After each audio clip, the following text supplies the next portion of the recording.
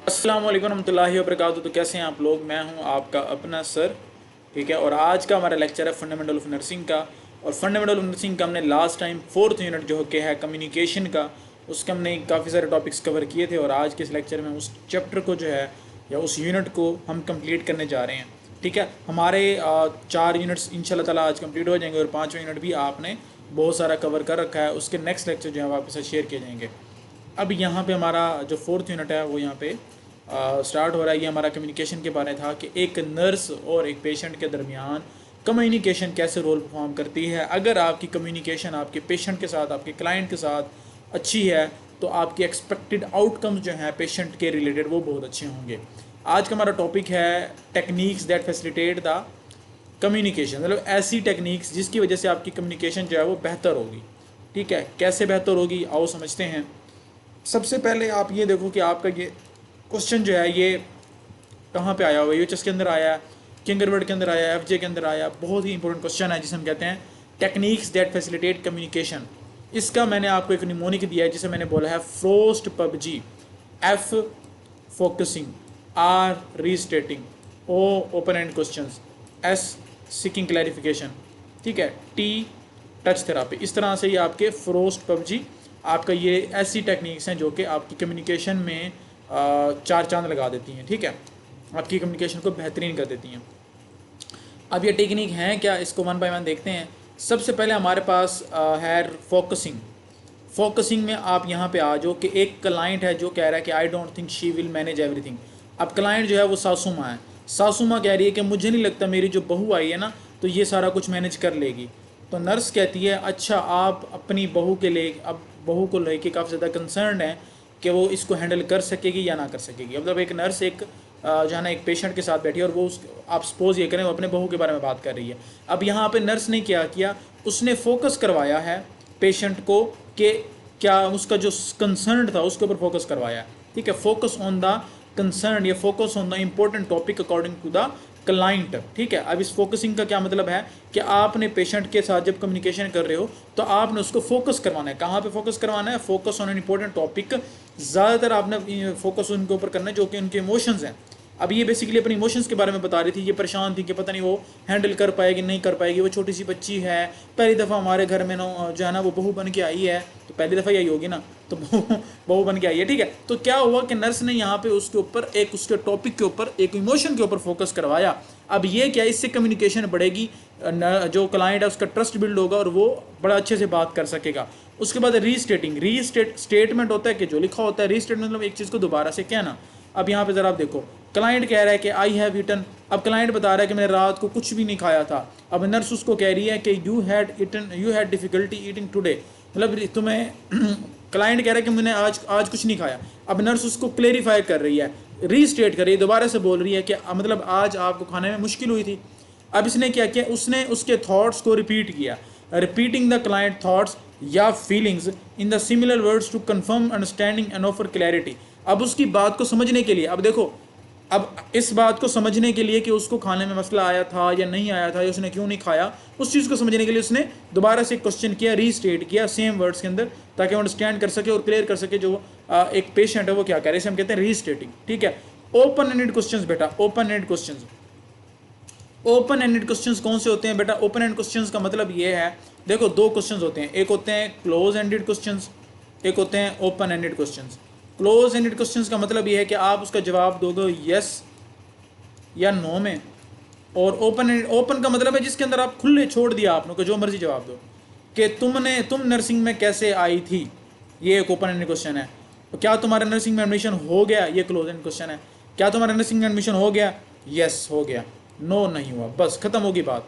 Open end question में क्या है कि तुम्हारा नर्सिंग में एडमिशन कैसे हुआ था, तो वो फिर वो पूरा बताती है कि मैं ऐसे अप्लाई किया था, मैंने पीडीपी नर्स अकेडमी को फॉलो किया, फिर सर ने बताया, फिर मैंने अप्लाई करवाया सर से, फिर मेरा एडमिशन हो गया, फिर से पढ़ा भी रहे हैं।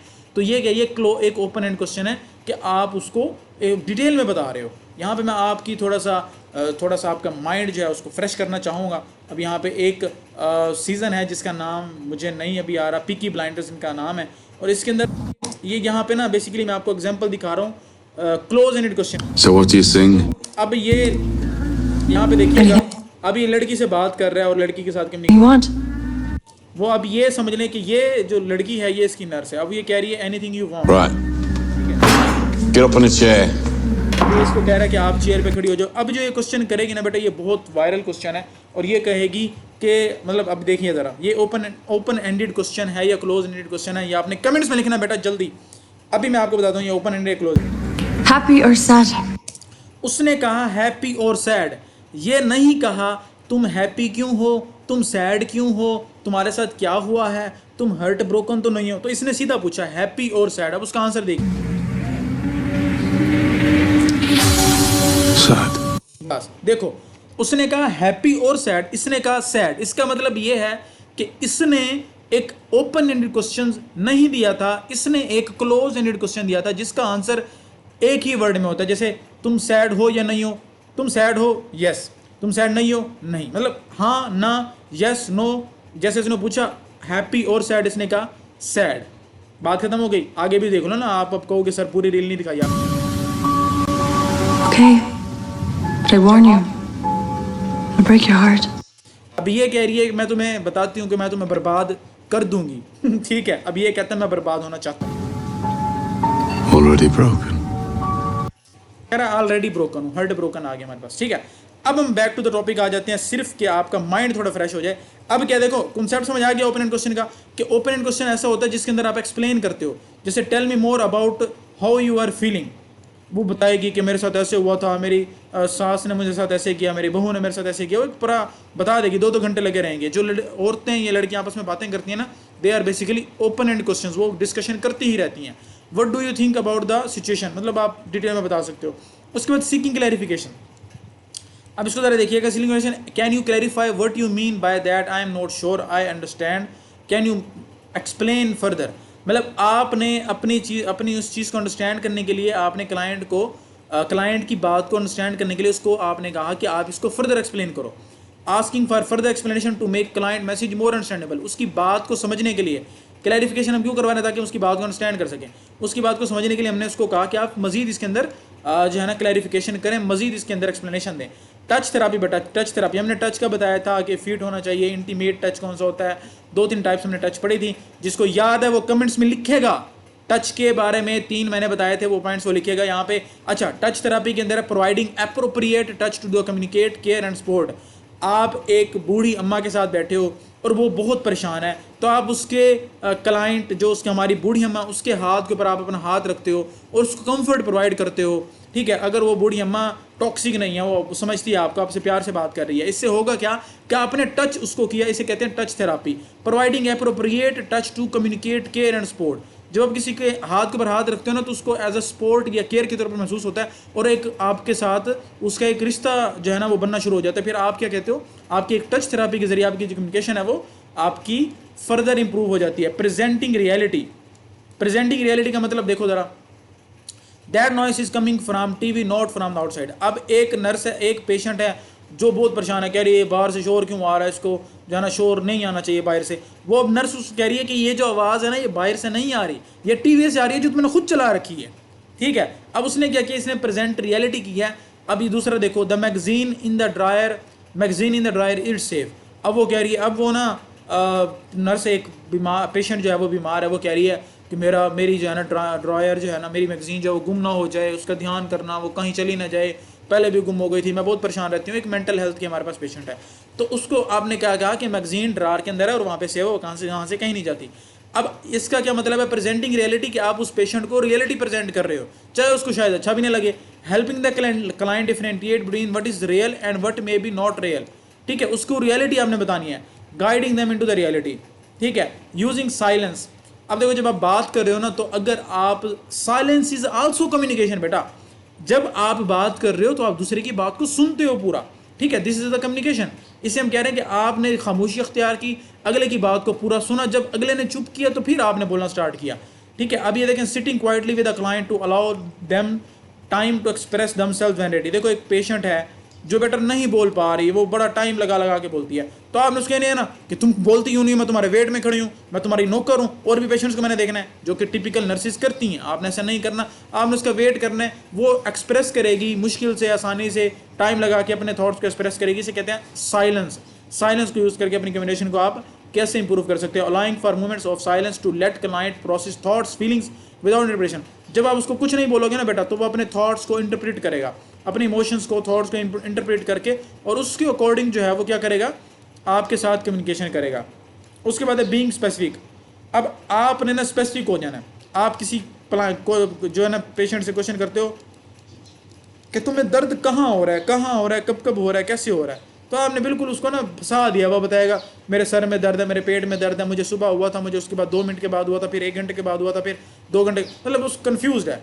ठीक है, अब आपने उसको डायरेक्ट कर दिया, आपने पेन स्केल दिखा दिया उसको, आपने बोला कि आप मतलब आपने पेन स्केल के अकॉर्डिंग उसका बता दिया कि इसका जो पेन है अकॉर्डिंग टू स्केल ये है, 1 है, 2 है, 3 है, तो बात ही खत्म हो गई। आपने क्या स्पेसिफिक कर दिया पेशेंट को। Direct language clear rather than वेग एंड वेग कहते हैं कन्फ्यूजन वाले क्वेश्चंस, कन्फ्यूजन। ठीक है, उसके बाद general statements to avoid misunderstanding. आपने उसको पेन स्केल के अकॉर्डिंग उसको रेट दे दिया, हाउ मेनी टाइम्स, अब आपने उसे बता दिया कि आप कितनी दफ़ा आपने मेडिकेशन लिया।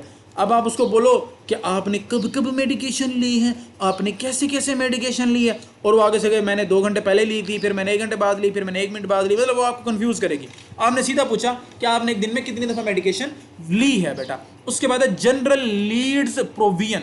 लीड कहते हैं किसी चीज़ को कंटिन्यू करना बेटा, लीड। मैं कहता हूँ कि मुझे आप लीड करो, तो मुझे आप यहाँ से लेकर यहाँ ले आओ, ठीक है, मुझे लेके यहाँ आओ, कंटिन्यू करो। ठीक है, लीड से आपने याद रखना है कंटिन्यू, कंटिन्यू। अब इससे क्या होता है, लीड्स, जनरल लीड्स प्रोविजन का मतलब यह है कि आपने ऑफरिंग स्टेटमेंट्स और questions that encourage the client to continue talking, मतलब आपने उसके ऐसे ऐसे क्वेश्चंस करने हैं ताकि वो अपनी बात को करता रहे, अपने अंदर के जज्बात को बाहर निकाले, आपको सारा कुछ बता दे। Can you tell me more about that. ठीक है, क्या would you like to talk about next. आप एक हमारे पास मेंटल का पेशेंट आया, मेंटल हेल्थ का, ठीक है, जो कि मेंटल रिटॉर्डेड था या कोई भी हार्ट ब्रोकन था, डिप्रेशन में था।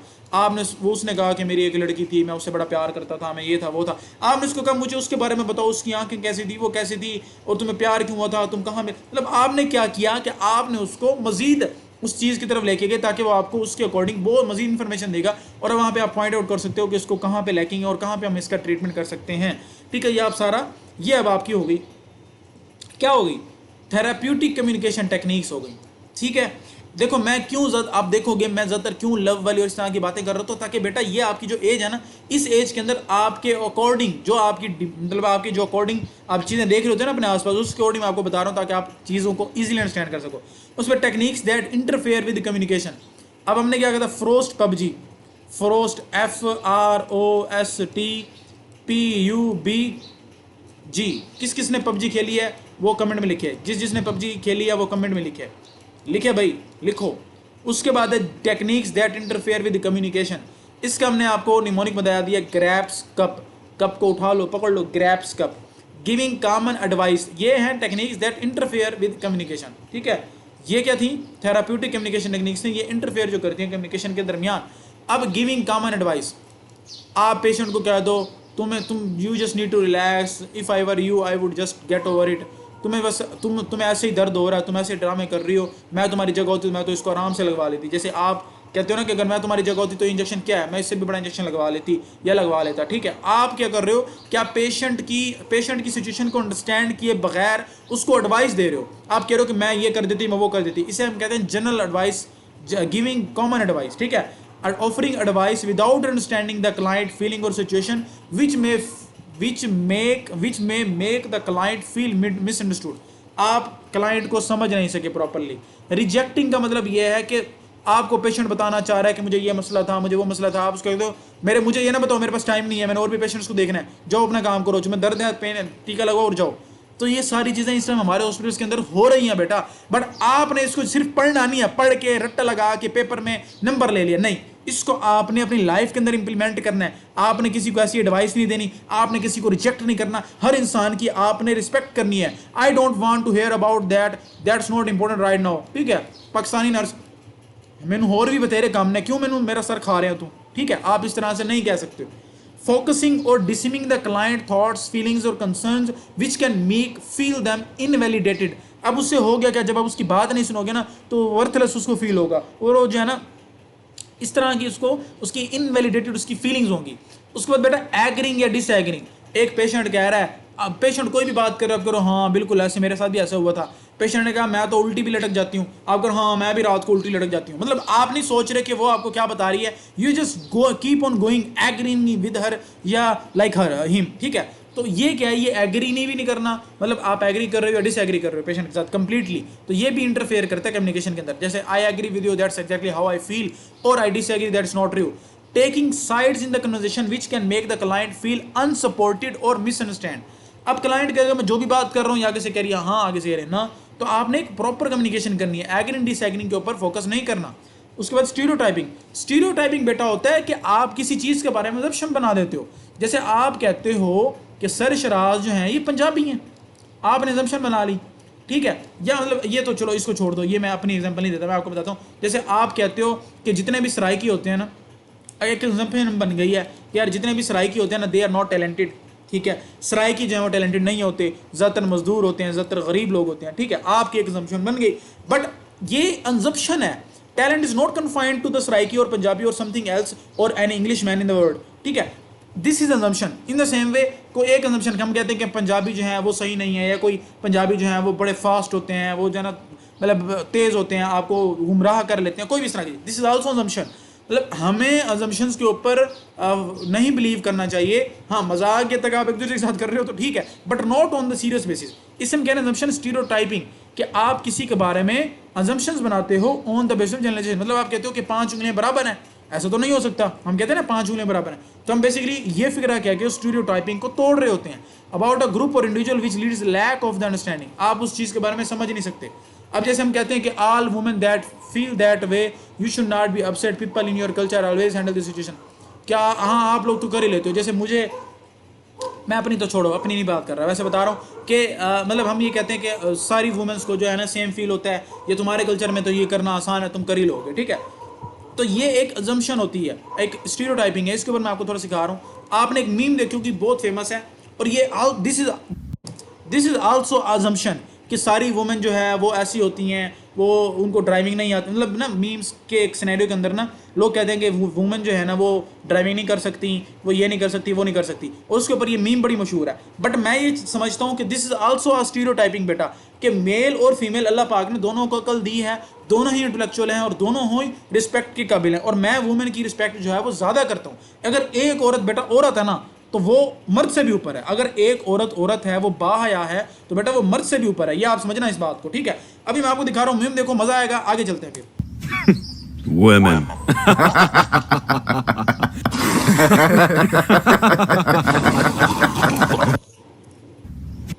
अब ये जो बेसिकली मीम बेटा मीम है ना, ये उस स्टीरियोटाइपिंग को प्रमोट कर रही है कि जितनी भी वुमेन है ना वो सारी ऐसी होती हैं।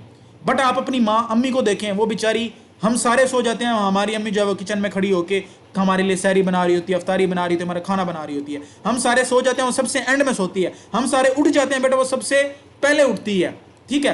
तो मतलब वुमेन के ऊपर आप कह रहे हो तो यू आर नॉट, मतलब आप ऐसे नहीं कह सकते कि सारी की सारी औरतें सेम है, ये सारे के सारे मर्द सेम है बेटा। आपने इस चीज़ के ऊपर ऐसे नहीं करना। अगर आप ऐसे करोगे तो आप अपना ही लॉस कर रहे हो। आई होप कि आपको स्टीरियोटाइपिंग का पता चल गया कि क्या कॉन्सेप्ट है स्टीरियोटाइपिंग का।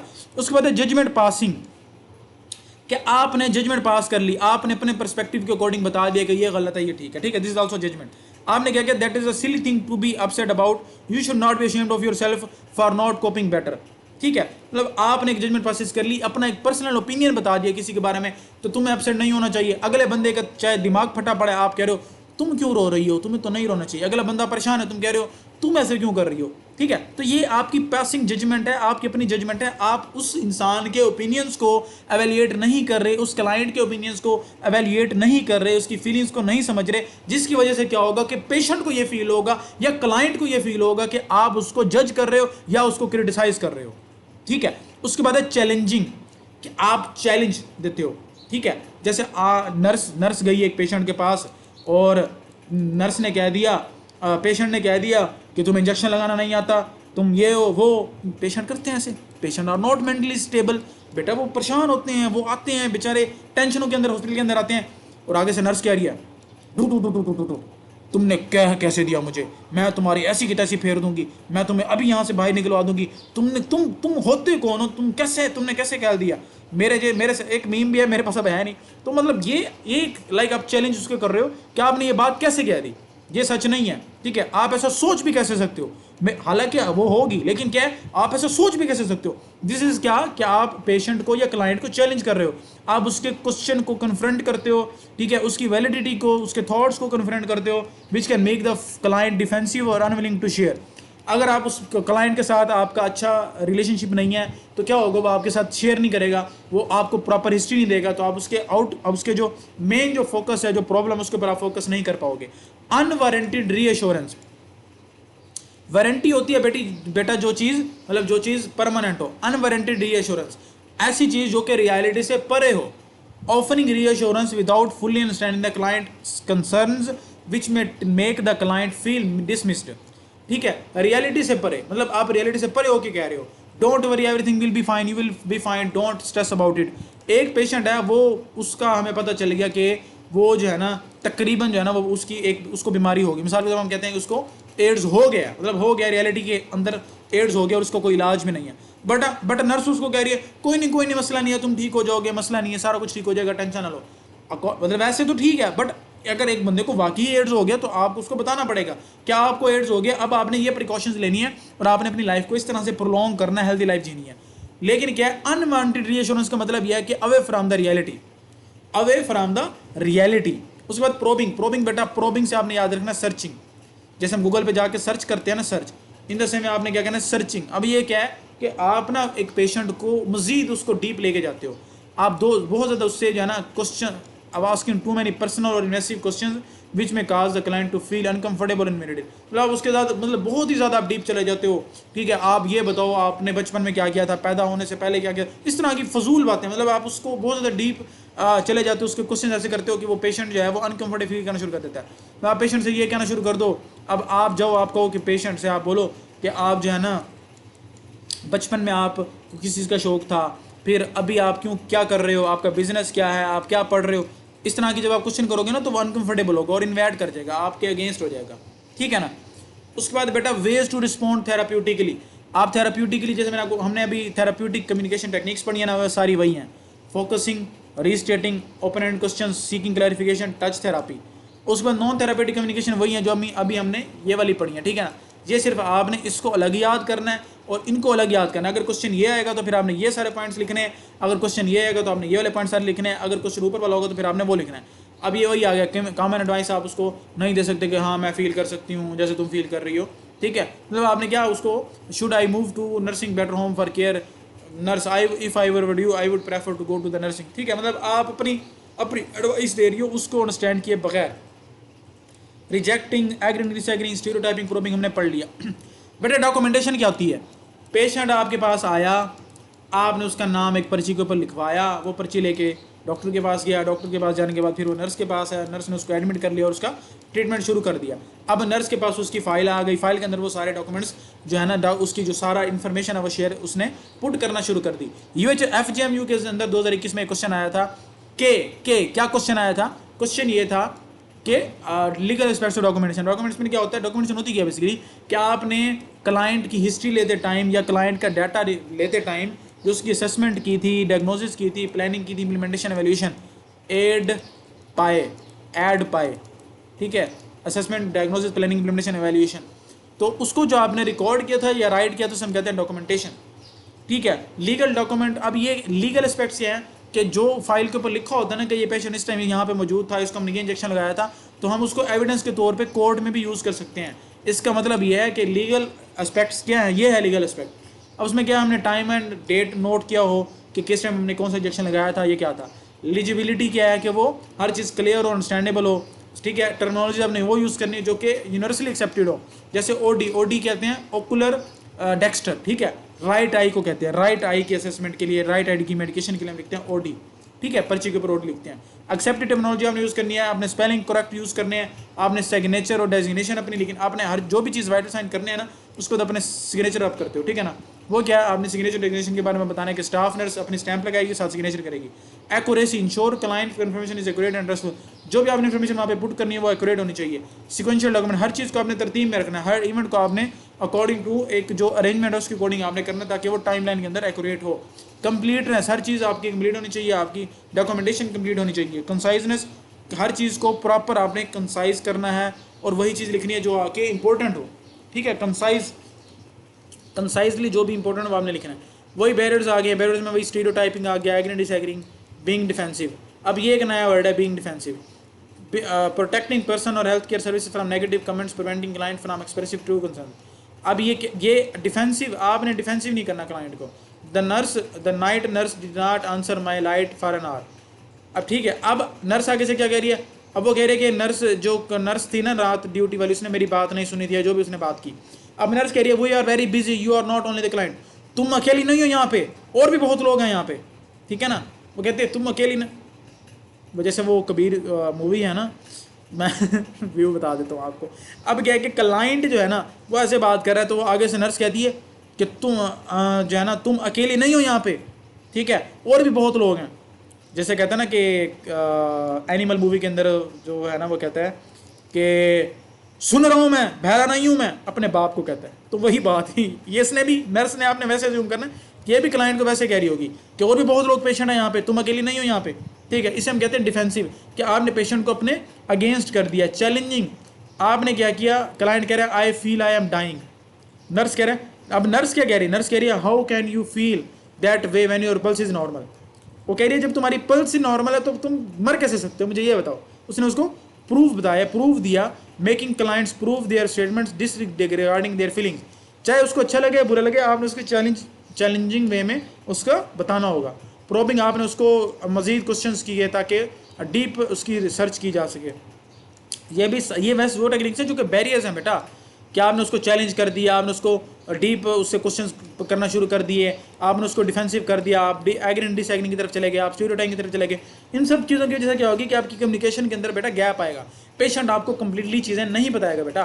टेस्टिंग, ठीक है, asking questions that force the client to admit something often fulfilling the nurse needs rather than the client, ठीक है, कि आप क्या कर रहे हो, टेस्ट कर रहे हो, what do you think you are, do you think I am not busy, ठीक है। Asking questions that force the client to admit something often fulfilling the nurse needs rather than the clients. अब ये यहाँ पे क्या है, nurse अपनी needs को फोकस कर रही है, बट जो उसकी क्लाइंट्स की नीड्स के ऊपर फोकस नहीं कर रही, ठीक है।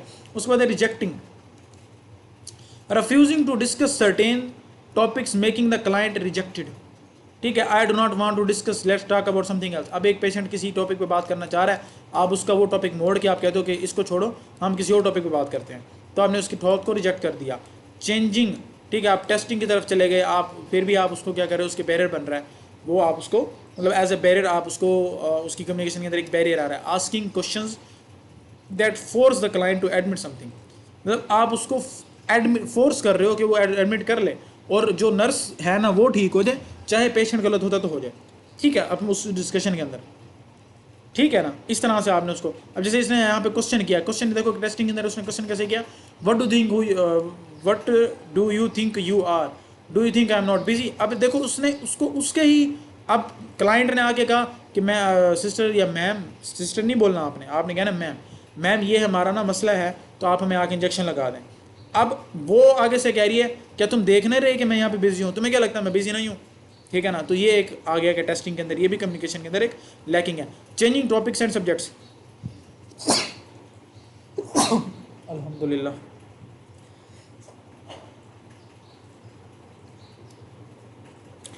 अच्छा, अब रिजेक्टिंग क्या है, रिजेक्टिंग के अंदर बेटा देखो कि rejecting changing topics and subjects. Client कह रहा है I am separated from the wife, should I have relationship with another woman. Client कह रहा है मेरे पास अब बीवी तो नहीं है, क्या मैं किसी दूसरी औरत से रिलेशनशिप बना रहा हूँ। तो नर्स क्या कह रही है आगे से, नर्स के काम चेक करना। नर्स कह रही है this sunshine is great for रोजी गार्डन। वो आगे से कह रही है कि उसने टॉपिक ही चेंज कर दिया, कह रही है आज मौसम बहुत अच्छा है, टॉपिक ही चेंज, ठीक है, आपने टॉपिक को चेंज कर दिया ताकि कन्वर्सेशन जो है वो शिफ्ट हो जाए। तो इससे क्या होगा, उसका कंसर्न जो है वो वहीं रह जाएगा, उसका इंटरेस्ट जो है वो वहीं रह जाएगा पेशेंट का। अब हेल्पिंग रिलेशनशिप क्या होता है, इसके फेजेस क्या हैं, 4 फेजेस हैं। हेल्पिंग रिलेशनशिप ऐसा रिलेशनशिप होता है जिसके अंदर क्लाइंट और नर्स के दरमियान एक रिलेशनशिप होता है, जो अगर रिलेशनशिप अच्छा होगा तो उसकी वजह से क्या होगा कि नर्स जो है वो क्लाइंट के एक्सपेक्टेड आउटकम्स को मीट कर सकती है, उसको हम प्रॉपरली ट्रीट कर सकते हैं अगर रिलेशनशिप अच्छा होगा। प्री इंट्रैक्शन फेज़ ये है कि जब क्लाइंट जो है वो नर्स से मिलने आएगा तो नर्स जो है उसके बारे में सारी फाइल उसकी स्टडी कर लेगी कि उसका मसला क्या था, उसकी क्या उसके प्रीवियस हिस्ट्री है। Before nurse meets clients involve preparation and planning वो कर लेगी। अब उसका बैकग्राउंड इन्फॉर्मेशन गैदर करेगी, उसकी इमोशनली और मेंटली अपने आप को प्रिपेयर करेगी उससे मिलने के लिए, और उसकी feel identify personal feeling and potential anxieties about the upcoming interaction, अपने आप को तैयार करेगी, ठीक है। Initial approach and conversation topics, ये सारी चीज़ें अपनी प्रिपेयर कर लेगी प्री इंट्रैक्शन के अंदर। इंट्रोडक्शन के अंदर क्या है कि वो trust and therapeutic relationship build करेगी पेशेंट के साथ, ठीक है। उसको सिक्योरिटी, ट्रस्ट, रैपर्ट, ये सारा इसके ऊपर फोकस करेगी, ठीक है। अपना ट्रस्ट बिल्ड कराएगी, ठीक है। एटीट्यूड, केयरिंग, इंटरेस्ट, कॉम्पिटेंस, ये सारा बताएगी, ये सारी चीज़ें। फिर उसके बाद क्या होगा, develop trust in the nurse. अब जब वो सारी चीज़ें करेगी ना, तो क्या होगा, नर्स पेशेंट का नर्स के अंदर ट्रस्ट डेवलप हो जाएगा। वो उसको कॉम्पिटेंट और ऑनेस्ट प्रोफेशनल समझेगा, वो उसके साथ कंफर्टेबल होगा अपनी फीलिंग्स को शेयर करने के लिए, ठीक है। उसके बाद है वर्किंग। इसके अंदर क्या आपने वर्किंग स्टार्ट कर दी, एक्टिव प्रॉब्लम सॉल्विंग, जिसके अंदर आपने प्रॉब्लम के फोकस करके उसको सोल्व करना शुरू कर दिया, और कोलैबोरेशन हुई क्लाइंट और नर्स के दरमियान। Exploring understanding thoughts and feelings, आपने पेशेंट्स के थॉट्स और फीलिंग्स को एक्सप्लोर किया। Empathy, listening, respect, genuineness, correctness, confirmation. Empathic listening क्या है कि एक्टिव लिसनिंग आपने उसको की, मैंने आपको कहा था ना, साइलेंस करके आपने उसकी बात सुननी है पूरी, आपने उसको रिस्पेक्ट देनी है, आपने उसके साथ ऑनेस्ट रहना है, आपने उसके साथ क्या करना है, concreteness, helping the client speak in specific terms, उसको आपने स्पेसिफिक टर्म्स के अंदर आपने उससे बात करनी है जो उसको समझ आए। आपने उसके साथ नो कन्फ्रंट कर, कहते हैं अगले बंदे का मुकाबला करना, आपने उसके साथ जजमेंटल नहीं होना, ठीक है, नॉन कन्फ्रंटिंग नहीं होना। फैसिलिटी टेकिंग एक्शन क्या है, अब आपने डिसीजन बनाने हैं, स्टेप्स लेने हैं ताकि पॉजिटिव चेंज लिया जा सके। Support, collaborate and provide guidance while ensuring the client remains in control in the progress, आपने उसके ऊपर प्रॉपर एक्शन शुरू कर दिया। टर्मिनेशन क्या है कि relationship comes to neutral conclusion, ठीक है, कंक्लूजन की तरफ आ गया कि जब पेशेंट जब डिस्चार्ज हो रहा होता है तो आपका रिलेशनशिप जो है वो भी न्यूट्रल हो जाता है। अब क्लाइंट जो है वो इंडिपेंडेंट होगा, कॉन्फिडेंट होगा, ठीक है। फीलिंग ऑफ सैडनेस में arise to the bond formed, हाँ जब आपको छोड़ के जा रहा होगा तो उसको ना थोड़ा सा लॉस या सैडनेस आएगी क्योंकि एक रिलेशनशिप बन गया होता है। Review progresses and celebrate achievements, ठीक है। नर्स एंड क्लाइंट ने फिर अचीवमेंट्स करनी है कि हमने देखो ये ठीक कर लिया, अपने आप को ठीक कर लिया, एज अ टीम काम कर रहे होते हैं, ठीक है। Discuss future plan strategies or maintaining progress, फिर आपने उसको कहना है कि आपने मजीद अपने आप को इम्प्रूव कैसे करना है। Offer referrals can follow up if necessary, आप उसको कह सकते हो अगर आपको जरूरत हो हम आपको फॉलो अप भी देंगे, आप दोबारा से भी हॉस्पिटल आके चेकअप करवा सकते हो हर महीने बाद। Use phone call, email supportive, आप फ़ोन कॉल या ईमेल के ज़रिए भी आप उसको केयर प्रोवाइड कर सकते हो। तो बेटा ये था आपका लेक्चर, उम्मीद है आप लोगों को लेक्चर अच्छा लगा होगा, और देखते हैं कि कितने मिनट का लेक्चर जो है वो, यार 32 मिनट का लेक्चर बन गया, वाह। और अल्हम्दुलिल्लाह हम सबका जो है ना आज यूनिट 4 कंप्लीट हो चुका है और बहुत अच्छे से कंप्लीट हो गया है। तो आप सब ने कमेंट्स में लिखना कि सर यू रॉक इट, जो भी लिखना लिखो, बट सर के बारे में कुछ लिखो, सर शराज के बारे में लिखो। आज हमने जो मीम्स लिखी हैं, जो चीज़ें की हैं, जो हमने पढ़ाने का एक नया तरीका अंदाज अपनाया कि आप लोगों को पसंद आया, इसके बारे में हर बच्चा उसने इसके बारे में लिखना है। Thank you so much.